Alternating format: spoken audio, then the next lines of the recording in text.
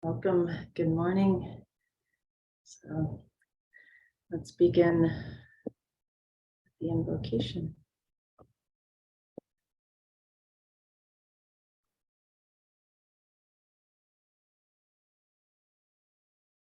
Towards the one, the perfection of love, harmony, and beauty, the only being, united with all the illuminated souls who form the embodiment of the Master, the Spirit of guidance.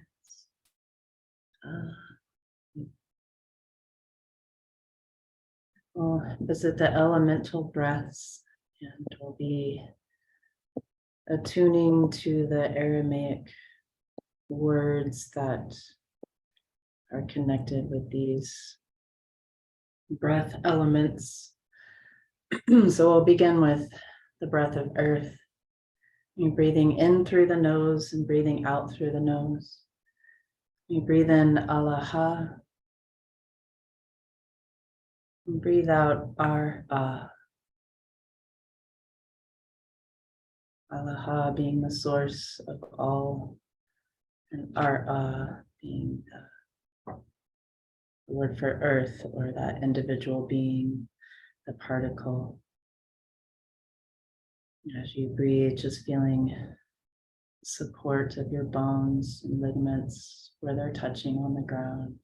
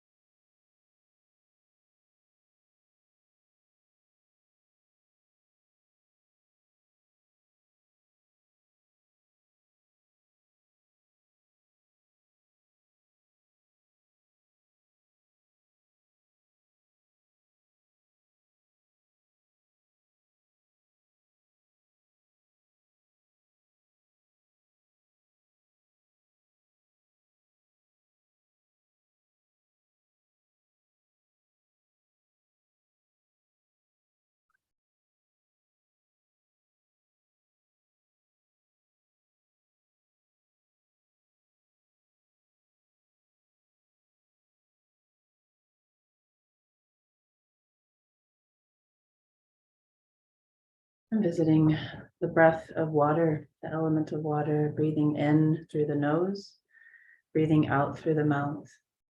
We breathe in Allah, the source of all. And breathing out Maya, meaning water, feeling the flowing of life, flowing of the blood in our vessels, noticing any of the water around us and the dew, the rain, snow, making the grasses green. Again, breathing in Allah, breathing out Maya.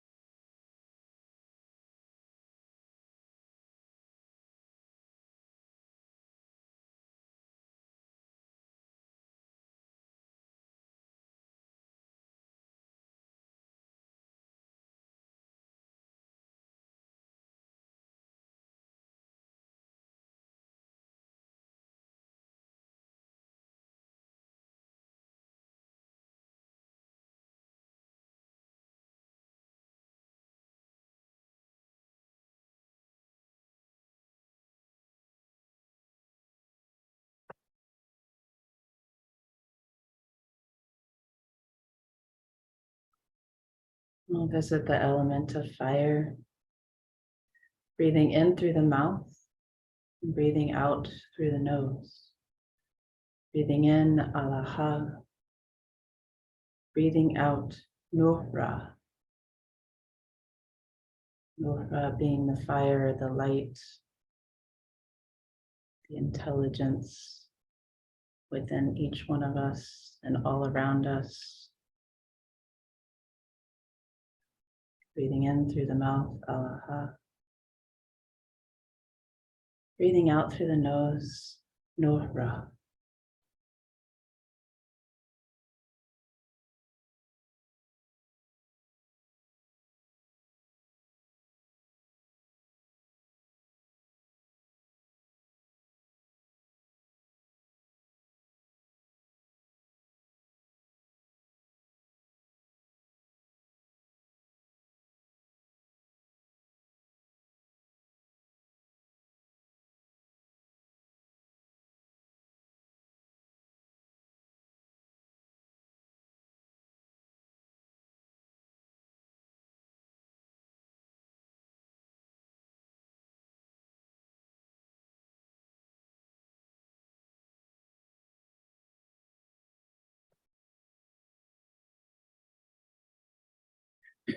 We'll visit the element of air, breathing in through the mouth and breathing out through the mouth. Breathing in Allaha, breathing out Ruha, the holy breath, the spirit. Feeling the air on our skin, feeling flowing in and out of the lungs. Seeing how the air is moving the leaves outside. Knowing that that element is all around us and within us. Again, breathing in Allaha through the mouth. And breathing out Ruha through the mouth.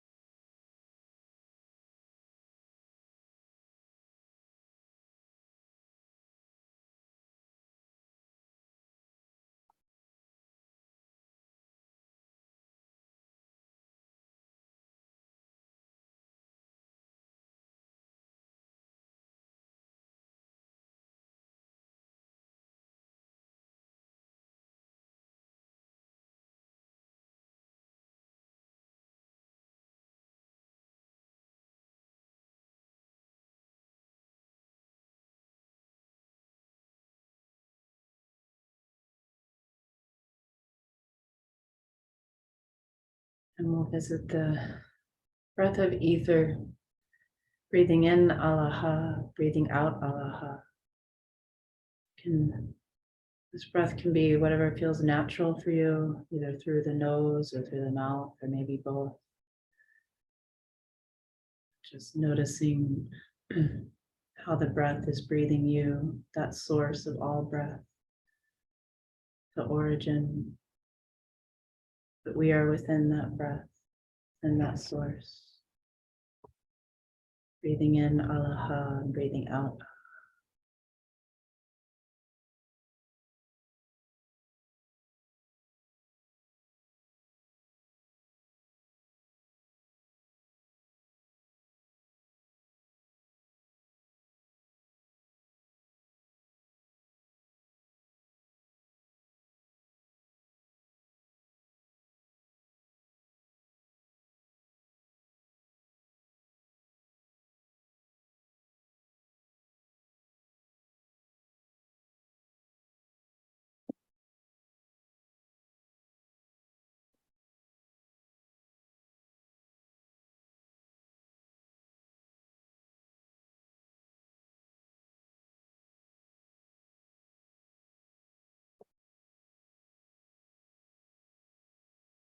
We'll say the Lord's Prayer in Aramaic together. It's in the chat window for you. Wunderbashmaya, Nekadish Shemach, Te Malkutach, Nehwe Sabiana Chayakana, Dabashmaya Afbar, Havlan Lachma Dasunkananya Mana, Washboklan Chaubain Wachtehain, Aikana Dafkanan Shulchan Lechayobain, Wela Tahlan La Neshuna, Ela Patsan Min Bisha, Metul de Lachi Malkuta, wa haila wa tashvukta, la alam amin, amen.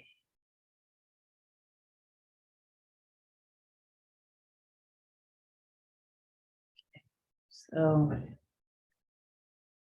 today will be, well, as you know, last week we visited Washbel Khan Chalabain Waktahain, Ikana Dafkanan Shalkan Chayobain, the words that have a lot of that and a lot of the releasing and forgiving of the entanglements that we may have with others, and just releasing within ourselves through the breath, and whatever needs to just be let go.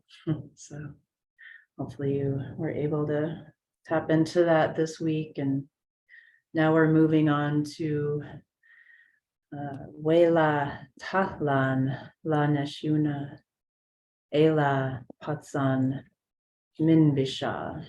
So I put that in the chat window for you again, so you can have the words there as we focus on this line that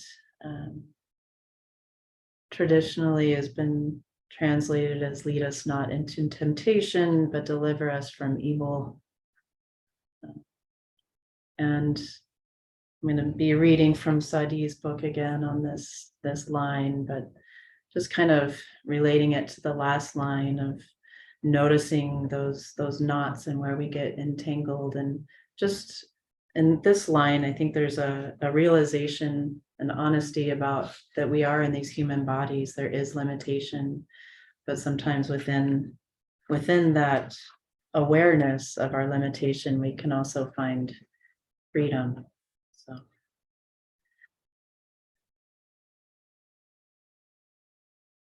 here's some descriptions of what these words can mean for us from Neil Douglas Klotz Sadi. For Jesus and the prophets of Southwest Asia, we are always middle people, living between the limited personal self of nafsha and the unlimited, always connected and connecting soul, ruha. These lines offer one way to maintain healthy limits on the nafsha, providing buffers on two sides so that it can regularly touch base with ruha. Wela tahlan la neshuna.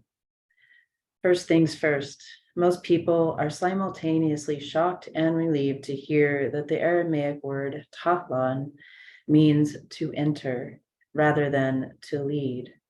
The phrase lead us not into temptation becomes let us not enter temptation.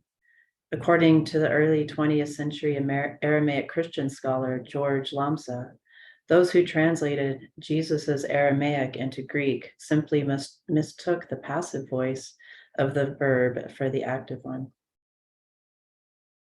In fairness, the Greek version could also be read, don't allow us to fall, which is also a bit different from lead us, which implies a definite intention. The Greek version could be read, don't allow us to fall into temptation.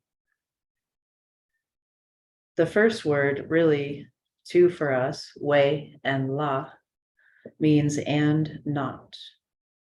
The final word of the line may be the most significant in light of the line that follows. The Aramaic word nesyuna translates best in one word to forgetfulness, which was the ancient Semitic view of temptation. Certainly, this is not about forgetting a shopping list or a meeting date. The ultimate forgetting, the only real temptation, is forgetting that Allah, reality itself, is our source and our goal. The opposite of forgetting is remembering. Jesus uses the word for the latter in the Last Supper when he says, do this la dechrani, meaning for remembering. In this view, remembering and forgetting arrive together along with our human self-consciousness, which creates the freedom to forget as well as to remember. In this line, we honestly acknowledge our human condition, the experience of our nafsha, limited by time and space. Our culture today tends to deny limitation in favor of the illusion of unlimited outer freedom. Yeshua warns against such grandiosity, as we shall see in Luke's Beatitudes. Ela patsan min bisha. This line provides another safety barrier for our human path. Ela can be rendered something like on the contrary, and patsan as to free, open, release, or break a restriction. Men means from or away from. The payoff word here, bisha, usually translated as evil, brings us to the heart of the matter. As noted in the introduction, the view of evil in ancient Semitic languages centered around unripeness, that which is either too early, too late, or so cut off from reality that it can no longer ripen in a natural or healthy way. Today, we would probably call a nafsha that is so extremely cut off narcissistic. We know that it can do great harm. We could hear these lines this way. Don't let us enter chronic forgetfulness of soul and source. On the contrary, release us from acting unrightly, not in tune with our self's higher and healthy purpose. Such a translation doesn't mean that evil doesn't exist. It is up to us individually and collectively to decide for every season, year, and generation what is ripe and what is no longer so. Taken together, we can see how both these lines fit together. One way to always remember would be, for instance, to remain in seclusion, in prayer at all times, or simply not get involved in order to preserve our peace and quiet. However, most of us are not called to this life of a monk or a hermit, and neither was Yeshua. He called his listeners to act at the right time and place with the right action.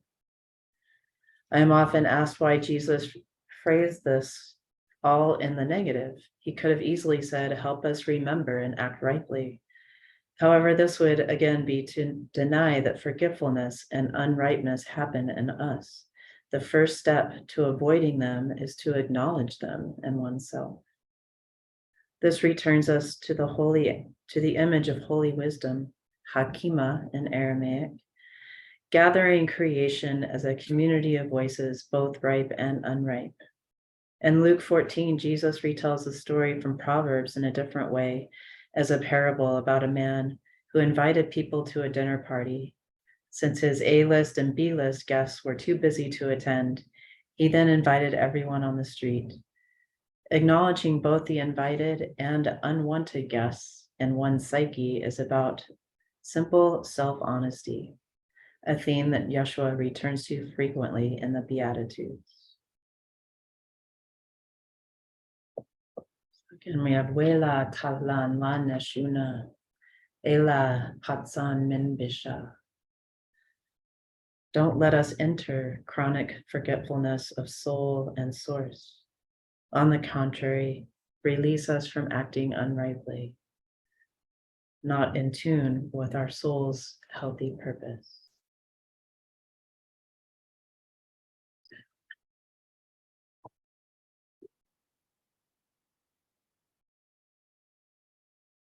So I think we'll combine some body movement and recitation of this line. So we'll recite Wela Talan La Neshuna, bringing the right arm over the heart, the fingertips touching the left shoulder, feeling protected from forgetfulness. And then Ela Patsan Min Bisha, we'll bring the left arm over the right. And again, allowing us to feel that protection from unrightness, allowing the heart to move between this limited life that we're living in these human bodies and the freedom to act in the way that we are feeling called from source, from within, from our wisdom within. So I think the way we'll do this is after we cross our arms, then we can do a releasing. There's the freedom and letting go, and then coming back to these lines with this body movement. So we'll just do that movement and recite those lines a number of times. Wela talan lana shuna, ela patsan minbisha. Wela talan lana shuna, ela patsan minbisha. Wela talan lana shuna, ela patsan minbisha. Wela talan lana shuna, ela patsan minbisha. Wela talan lana shuna, ela patsan minbisha. Wela talan lana shuna, ela patsan minbisha. Wela talan lana shuna, ela patsan minbisha. Wela talan lana shuna, ela patsan minbisha. Wela talan lana shuna, ela patsan minbisha. Wela talan lana shuna, ela patsan minbisha. Wela talan lana shuna, ela patsan minbisha. Wela talan lana shuna, ela patsan minbisha. Wela talan lana shuna, ela patsan minbisha.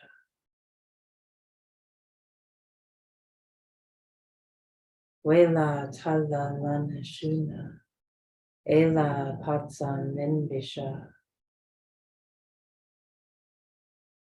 Wela talan lana shuna, ela patsan minbisha. Wela talan lana shuna, ela patsan minbisha. Wela talan lana shuna, ela patsan minbisha. Wela talan lana shuna, ela patsan minbisha. Two more times. Wela talan lana shuna, ela patsan minbisha. Wela talan lana shuna, ela patsan minbisha.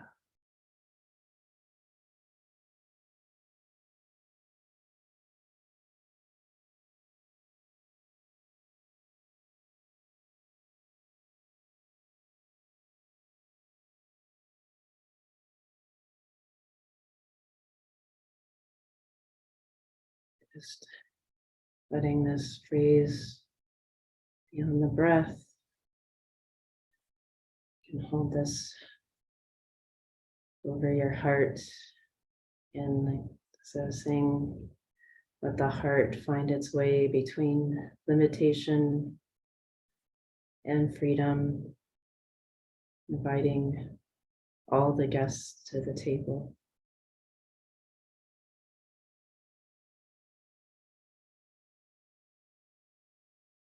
Breathing in, Wela Talan Lana Shuna. Breathing out, Ela Patsan Minbisha. And Patsan is similar to the Arabic word fatah, that opening, and the san at the end. There's a breaking of the chains that are tying one up. Just noticing that freedom.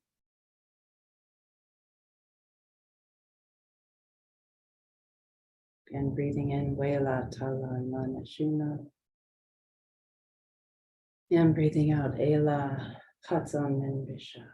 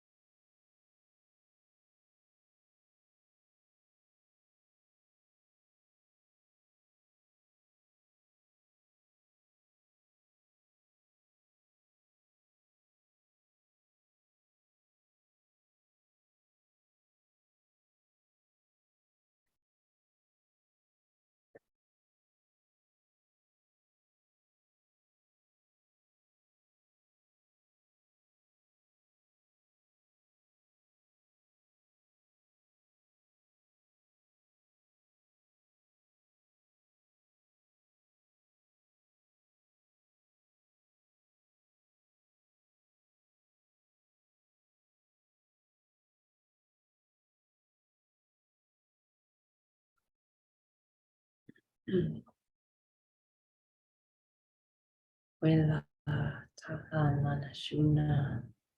Ela patsan minbisha. Bring us to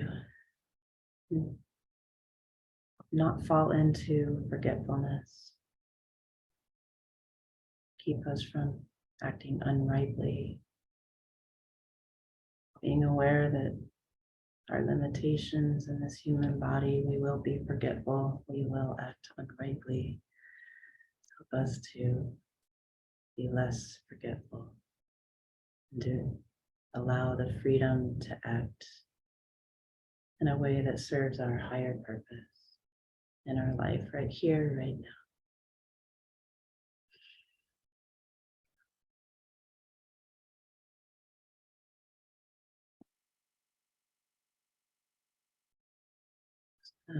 Pause the recording for a moment. So thank you, friends. We'll close with a prayer appear by Hazrat Inayat Khan in the chat window for you. Inspirer of my mind, consoler of my heart, healer of my spirit.